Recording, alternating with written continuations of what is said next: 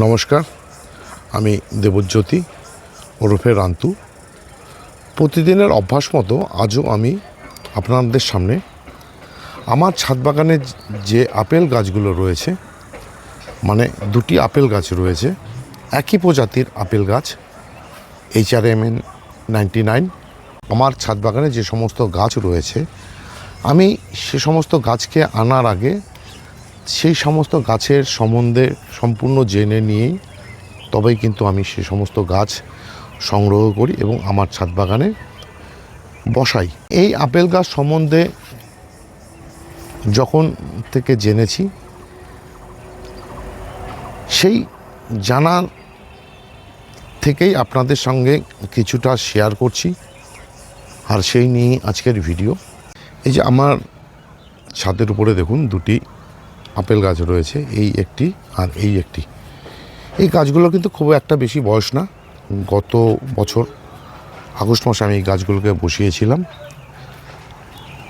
বসিয়ে দেওয়ার পর গাছগুলোর বাড়ন্ত দেখে কিন্তু আমি গাছগুলোকে রিপোর্ট করি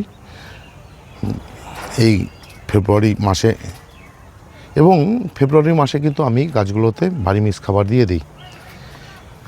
যেহেতু গরমেই আপেল গাছগুলোতে ফুল চলে আসে, আমারও কিন্তু তাই দেখুন গরমের মধ্যেই আপেল গাছগুলোতে ফুল আসতে শুরু করেছে। এই দুটি গাছের মধ্যে দেখুন সব গাছে কিন্তু ফুল আসতে শুরু করেছে।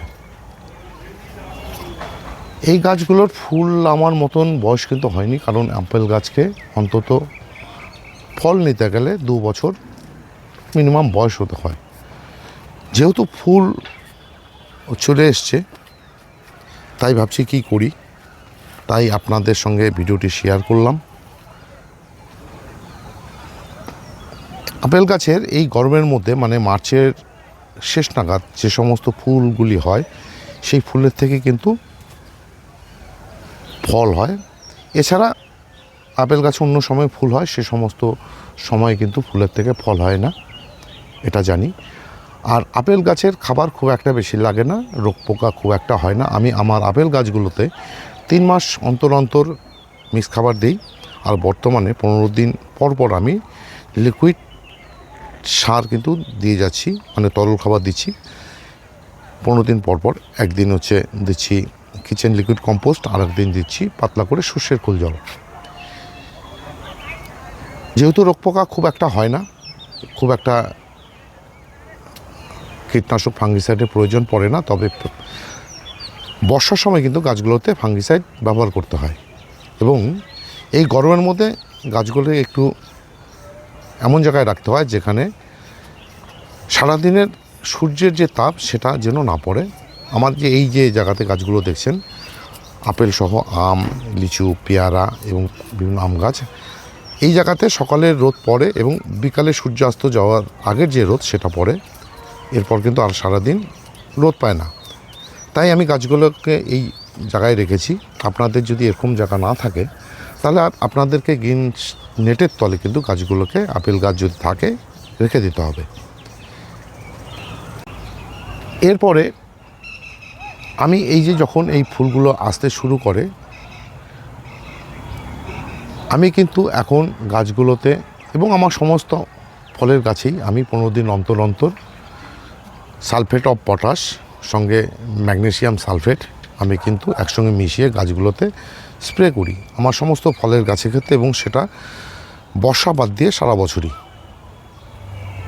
কারণ পটাশিয়াম সালফেট যেমন গাছের ফুল ফল বৃদ্ধি করে, গাছকে অনেক মজবুত করে, পোকামাকড়ের হাত থেকে গাছকে রক্ষা করে।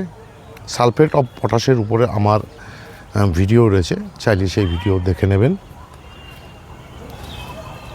যাই হোক, আমি ফিরে আসি আমার এই আপেল গাছ সম্বন্ধে।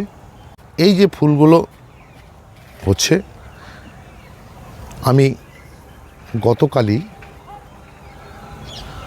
আমার এই যে আপেল গাছগুলো সহ যে সমস্ত ফলের গাছই, যেহেতু সমস্ত ফলের গাছে লেবু থেকে শুরু করে সমস্ত গাছেই ফুলের থেকে গুটি ধরে গেছে, কিছু কিছু গাছে ফুল আসছে, যেমন পেয়ারা গাছটিতে এখনও ফুল আসেনি, তবে ফুল আসবে। আমি কিন্তু সমস্ত ফলের গাছে গতকালকে মাইক্রোনিউট্রেন, সেটা হচ্ছে বায়োভিটা এক্স 1 লিটার জলে 1.5 ml, বোরন নিয়েছি 2 গ্রাম, জিঙ্ক নিয়েছি 1 গ্রাম নিয়ে কিন্তু আমি আমার যে ছাদ বাগানের সমস্ত ফলের গাছে কিন্তু স্প্রে করে দিয়েছি। এছাড়া 15 দিন অন্তর অন্তর আমি কিন্তু এই গাছগুলোতে মাইক্রোনিউট্রেন দিয়ে যাব। এই ফুলের থেকে যখন গুটি সেট হবে তখন আরেকবার ওই মাইক্রোনিউট্রেনের সঙ্গে বোরন জিঙ্ক দিয়ে দেব। আর এই মুহূর্তে এই যে গতকালকে দিয়েছি ঠিক তার 7 দিন পরে কিন্তু আমি একটি পিজিআর ব্যবহার করব এবং সেটা মোটামুটি 3-4 বার ব্যবহার করব, সেটারও 15 দিন অন্তর অন্তর। এছাড়া গাছগুলোতে তেমন কিছু পরিচর্যা লাগে না, এই গাছগুলোতে রোগ পোকা একদমই হয় না।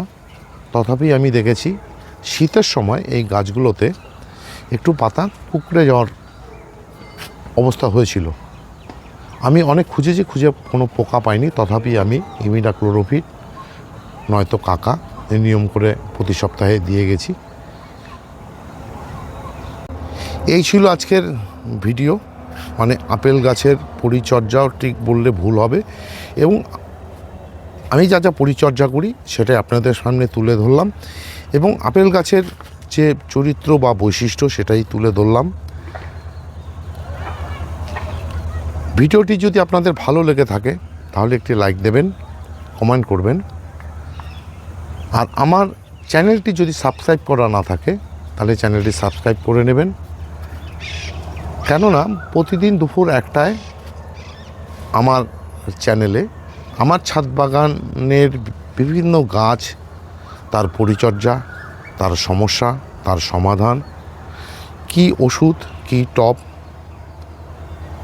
কি অন্যান্য বিষয় সমস্ত আপনাদের সঙ্গে শেয়ার করি। মানে আমি যা যা পরিচর্যা করি সেই সমস্ত পরিচর্যাই তুলে ধরি, একদম প্র্যাকটিক্যালি করি, কোনো জল মিশানোর বিষয় নেই। কারণ আমি প্র্যাকটিক্যালি চলতে ভালোবাসি। অনেকে অনেকভাবে ভিডিও করে, কেউ গাছের মধ্যে ফল এমনভাবে সেট করে নিয়ে তার ভিডিও করে, আঙুরের মধ্যে চারা তৈরি করে, বিভিন্ন মানে অবাস্তব কিছু ভিডিও তুলে ধরে। আমি কিন্তু সেটা করি না। আমি আমার ছাদ বাগানে যে সমস্ত ভিডিও আপনাদের সামনে নিয়ে আসি সেটা আমার ছাদ বাগানেরই, এবং আমার ছাদ বাগানে যেহেতু প্রচুর গাছ, ফুল, ফল, সবজি, তার বিভিন্ন সমস্যা হয়, সে সমস্ত সমস্যাই আপনাদের সামনে তুলে ধরি। সবাইকে তাই অনুরোধ করব, যদি আমার এই যে ভিডিওর মাধ্যমে আপনারা জানতে চান বা দেখতে চান তাহলে আমার এই যে চ্যানেল, সেই চ্যানেলটিকে সাবস্ক্রাইব করে নেবেন। সবাইকে অশেষ ধন্যবাদ এবং শুভেচ্ছা জানিয়ে আজকের ভিডিওটি শেষ করছি। সবাই ভালো থাকবেন, সুস্থ থাকবেন, সবুজের সাথে থাকবেন। ধন্যবাদ।